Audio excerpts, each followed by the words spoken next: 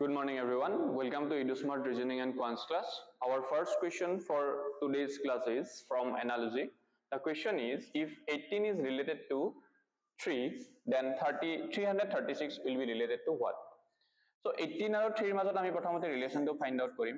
তাক আমি যোগৰ সহায়ত চাম যে 18 ৰ লগত কিবা যোগ নাইবা বিয়োগ কৰিলে আমি 3 টো পাম নেকি নাইবা 3 ৰ লগত কিবা যোগ কৰিলে 18 টো পাম নেকি। সো ইয়াত দেখিছো আমি 3 ৰ লগত যদি আমি কি কৰো 3 ৰ লগত 15 প্লাস কৰো তেতিয়া হলে 18 পাম, নাইবা এনেকৈ ক'ব পাৰো যে 18 ৰ পৰা যদি 15 মাইনাস কৰো তেতিয়া হলে 3 পাম।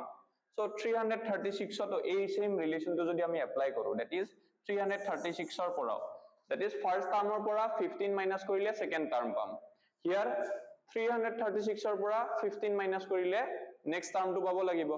Etia yat ami pam neki because etu hoise triple digit number, tothapi moi kori disu answer hobo 321. 336 or pora jodi ami 15 minus koru, yat option not nai, tar mane ami jogor jitu amar relation আছিলে যোগৰ reasoning আছিলে সেইটো আমি use কৰিব নোৱাৰো। So আমি multiplicative relation চাম। এতিয়া 18 ৰ লগত কিবা পূৰণ কৰিলে 3 টো পাম নেকি নাইবা 3 ৰ লগত কিবা মাল্টিপ্লাই কৰিলে পূৰণ কৰিলে 18 পাম নেকি। yes 3 multiplied by 6 will give us 18, or আমি ইয়াক এনেকৈ ক'ব পাৰো যে 18 ক 6 ৰে হৰণ কৰিলে আমি কি পাম 3 পাম। 18 divided by 3 will give us 3. 18 divided by 6 will give us 3.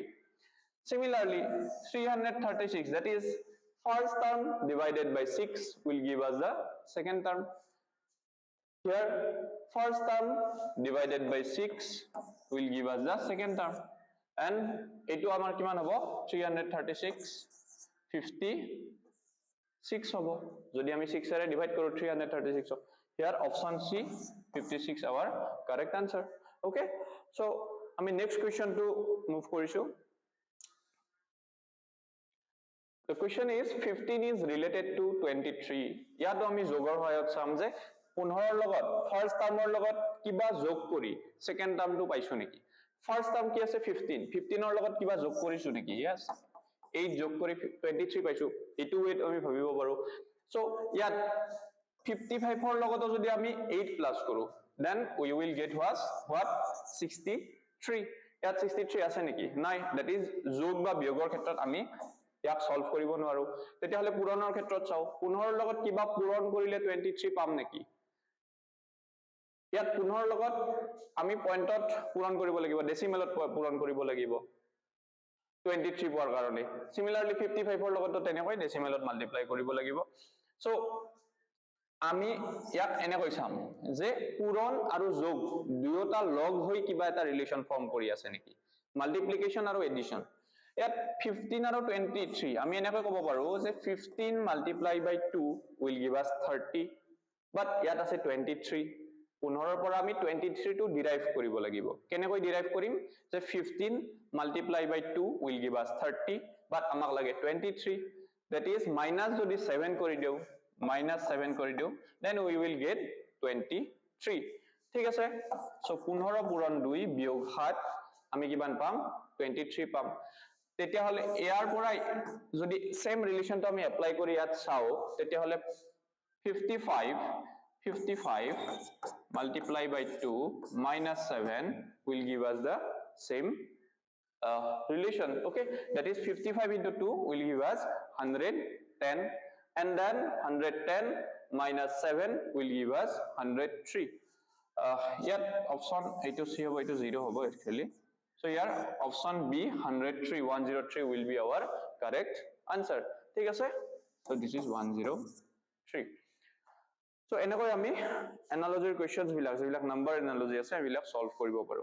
Next question to কি আছে 144 is related to 14, then 81 is related to what? 144, here 144 and 81 এই প্ৰথম পেয়াৰটোৰ যেটো ফাৰ্স্ট টাৰ্ম আৰু সেকেন্ড পেয়াৰটোৰ যেটো ফাৰ্স্ট টাৰ্ম এই দুটাৰ মাজত এটা সামঞ্জস্য আছে। ঠিক আছে, সিমিলাৰিটিজ আছে। কি হয় এইটা কি হয় এটা পারফেক্ট স্কয়ার হয়। that means 144 টোক আমি 12 স্কয়ার বুলি ক'ব পাৰো।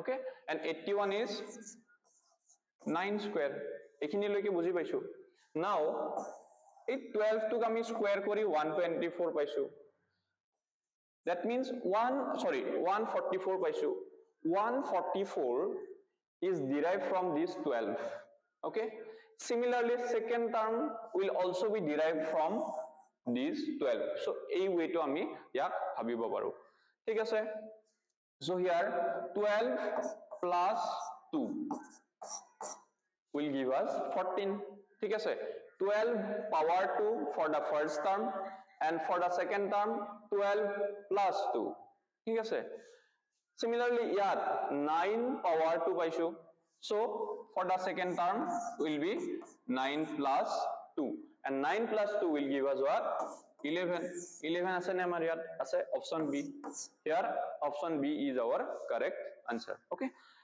so এইখিনি আমাৰ আছিল এনালজিৰ কোৱেশ্চন এইগিটা আৰু আমি এনালজিৰ প্ৰেক্টিস কৰিম এতিয়া আমি এটা কোৱান্টছৰ ওপৰত কোৱেশ্চন প্ৰেক্টিস কৰিলো so কোৱান্টছৰ কোৱেশ্চনটো কি দিছে this is present age of a is 3 year less than present age of b a and b okay এর বয়স b এর বয়সতকৈ বৰ্তমান প্ৰেজেন্টত 3 বছৰ কম that means আমি এনেকৈ ক'ব পাৰো b এতকৈ 3 বছৰ ডাঙৰ okay so ইয়াত আমাক এনেকৈ দিয়া আছে যে a এৰ বয়স যদি আমাৰ x হয় বৰ্তমান সময়ত যদি a এৰ বয়স x হয় b এতকৈ ডাঙৰ কিমান ডাঙৰ 3 বছৰ ডাঙৰ that is b will be x plus 3 মানে b এর বয়সটো কিমান হ'ব এতকৈ 3 বছৰ ডাঙৰ কাৰণ a b তকৈ 3 বছৰ সৰু that means b এতকৈ 3 বছৰ ডাঙৰ এনেকৈ ক'ব পাৰো তাৰ পিছত কৈছে ratio of b's age 5 years ago 5 বছৰ আগতে যেটো b এৰ বয়স আছিল so b এৰ বৰ্তমানৰ বয়স কিমান x plus 3 ratio বুলি কৈছে যেটো আমি এনেকৈ লাইন ড্ৰ কৰি লম আৰু তল আৰু ওপৰত আমি এনেকৈ লিখিম so কি দিছে ratio of b's age 5 years ago আজিৰ পৰা 5 বছৰ আগতে b এৰ বয়স আজিৰ বয়স কিমান x plus 3 5 বছৰ আগতে that means আজিৰ পৰা 5 years মাইনাস কৰিব লাগিব যেটো b এৰ বয়স 5 বছৰ আগতে আজিৰ বয়স এটো x plus 3 minus 5 5 বছৰ আগতে এটো b এর বয়স ratio of b's age 5 years ago and age is 4 year hence এর বয়সটো 4 year hence that means এর আজি যেটো বয়স আজিৰ পৰা in future মানে 4 বছৰ পিছত এৰ বয়স কিমান হ'ব নিশ্চয় বাঢ়ি যাব আজিৰ বয়স x 4 year পাছত বাঢ়ি গৈ x plus 4 হ'ব that means ratio of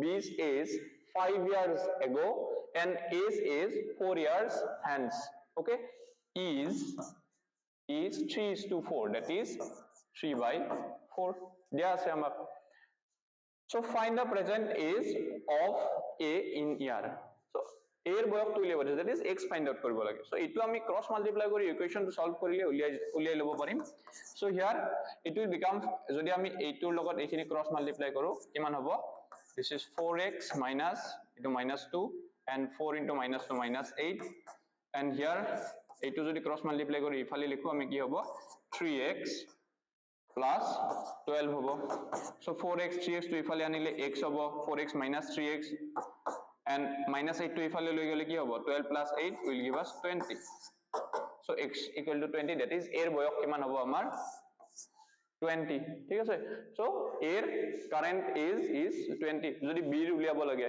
আমি b এর উলিয়াই লই লব পাৰিম b 3 বছৰ ডাঙৰ বুলি কৈছিলে so b এৰ কাৰেন্ট এজ will be 23